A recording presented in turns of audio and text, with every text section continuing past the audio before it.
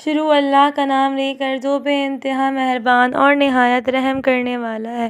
یوں تو نبی کریم صلی اللہ علیہ وآلہ وسلم کے تمام صحابی بھی آپ صلی اللہ علیہ وسلم سے بے انتہا محبت کرتے تھے، لیکن حضرت ابوبکر صدیق رضی اللہ تعالیٰ عنہ کا نمبر تمام اصحاب میں پہلا۔ حضرت حافظ بن حجر رحمۃ اللہ علیہ نقل فرماتے ہیں کہ ایک مرتبہ نبی کریم صلی اللہ علیہ وسلم نے فرمایا، مجھے 3 چیزیں بہت محبوب ہیں، خوشبو، نیک بیوی اور میری آنکھوں کی ٹھنڈک نماز میں ہے۔ حضرت ابوبکر صدیق رضی اللہ تعالیٰ عنہ فوراً بول اٹھے، اے اللہ کے محبوب، مجھے بھی 3 چیزیں بہت محبوب ہیں، ایک آپ کا چہرہ انور کو دیکھتے رہنا، دوسرا آپ کے اوپر اپنا مال خرچ کرنا، اور تیسرا یہ کہ میری بیٹی آپ کے نکاح میں ہے۔ جب ہجرت کا حکم ہوا تو نبی کریم صلی اللہ علیہ وسلم حضرت ابوبکر صدیق کے گھر تشریف لے گئے۔ حضرت ابوبکر صدیق کے دروازے پر دستک دی تو وہ فوراً حاضر ہوئے۔ آپ صلی اللہ علیہ وسلم نے حیران ہو کر پوچھا، اے ابوبکر، کیا آپ جاگ رہے تھے؟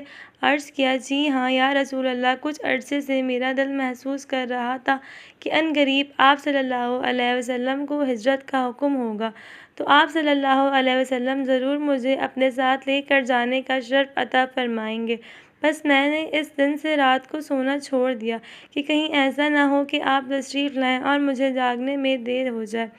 جنگ تبوک کے موقع پر نبی کریم صلی اللہ علیہ وسلم نے حکم دیا کہ جہاد کے لیے اپنا مال پیش کرو۔ حضرت عمر رضی اللہ تعالیٰ عنہ اپنے گھر کا آدھا مال لے آئے اور دل میں سوچتے رہے کہ آج ابوبکر صدیق سے اس نیکی میں بڑھ جاؤں گا۔ جب حضرت ابوبکر صدیق رضی اللہ تعالیٰ عنہ آئے تو نبی کریم صلی اللہ علیہ وسلم نے پوچھا، اے ابوبکر، اپنے پیچھے بیوی بچوں کے لیے کیا چھوڑ آئے ہو؟ عرض کیا، اپنے بیوی بچوں کے لیے اللہ اور اس کے رسول صلی اللہ علیہ وسلم کو چھوڑ آیا ہوں۔ عشق و محبت کی یہ داستان بھی عجیب ہے۔ غار سور میں جس سوراخ پر سیدنا صدیق اکبر نے پاؤں رکھا ہوا تھا، اس میں ایک سانپ تھا۔ اس نے حضرت ابوبکر صدیق کے پاؤں مبارک پر کاٹ لیا۔ جیسے ہی سانپ نے کاٹا، حضرت ابوبکر صدیق کو تکلیف ہوئی اور زہر نے اثر کیا۔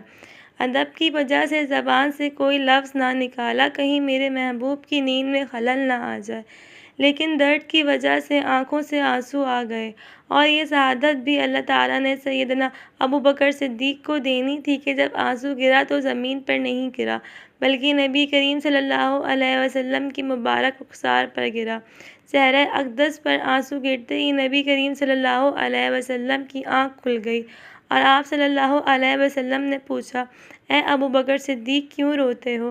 آپ نے فرمایا نبی کریم صلی اللہ علیہ وسلم سے کہ میرے پاؤں پر کسی موذی جانور نے کاٹ لیا ہے، جس کی وجہ سے آنکھوں سے آنسو نکل آئے۔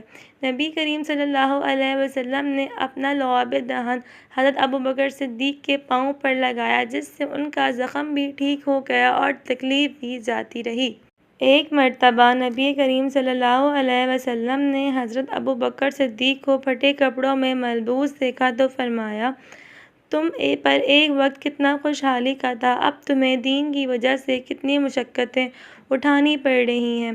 حضرت ابوبکر صدیق رضی اللہ تعالیٰ عنہ ایک دم تڑپ کر بولے، اگر ساری زندگی اسی مشقت میں گزار دوں اور شدید عذاب میں بھی مبتلا ہوں، پھر بھی دوست کی دوستی میں جو وسعت اور کشادگی ہے وہ حاصل نہیں ہو سکتی۔ ایک مرتبہ حضرت ابوبکر صدیق رضی اللہ تعالیٰ عنہ اپنے گھر میں دعا مانگ رہے تھے۔ جب فارغ ہوئے تو اہل خانہ نے پوچھا، کیا وجہ تھی کہ آپ رو رو کر دعا مانگ رہے تھے؟ فرمایا، میرے پاس کچھ مال ہے جو میں نبی کریم صلی اللہ علیہ وسلم کی خدمت میں پیش کرنا چاہتا ہوں، مگر دینے والے کا ہاتھ اوپر ہوتا ہے اور لینے والے کا نیچے۔ میں اپنے آقا کی اتنی بے ادبی بھی نہیں کرنا چاہتا، اس لیے رب کائنات سے رو رو کر دعا مانگ رہا تھا کہ اللہ تعالیٰ میرے محبوب کے دل میں یہ بات ڈال دے کہ وہ ابوبکر کے مال کو اپنا مال سمجھ کر خرچ کریں۔ چنانچہ دعا قبول ہوئی اور اللہ تعالیٰ نے حضرت محمد صلی اللہ علیہ وسلم کے دل میں یہ بات ڈال دی کہ وہ اپنے ابوبکر صدیق کے مال کو اپنا مال سمجھ کر خرچ کریں۔ نبی کریم صلی اللہ علیہ وآلہ وسلم نے ارشاد فرمایا، بے شک لوگوں میں سب سے بڑا محسن خدمت اور مال کے اعتبار سے ابوبکر صدیق رضی اللہ تعالیٰ عنہ ہے۔ ایک مرتبہ حضرت عائشہ صدیقہ رضی اللہ تعالیٰ عنہا آرام فرما رہی تھیں۔ آسمان پر ستارے چمک رہے تھے۔ ان کے دل میں خیال آیا کہ آسمان پر جتنے ستارے ہیں اتنی نیکیاں بھی کسی کی ہوں گی۔ انہوں نے یہی سوال نبی کریم صلی اللہ علیہ وسلم سے پوچھا، کیا کسی کی نیکیاں آسمان کے ستاروں کے برابر ہو سکتی ہیں؟ نبی کریم صلی اللہ علیہ وسلم نے فرمایا، ہاں، عمر کی ہوں گی۔ یہ سن کر حضرت عائشہ صدیقہ خاموش ہو گئیں۔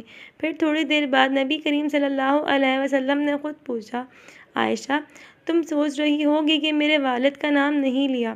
کہنے لگی، جی ہاں، بالکل یہی سوچ رہی تھی۔ فرمایا، عائشہ، ان کی بات ہی کیا سوچتی ہو؟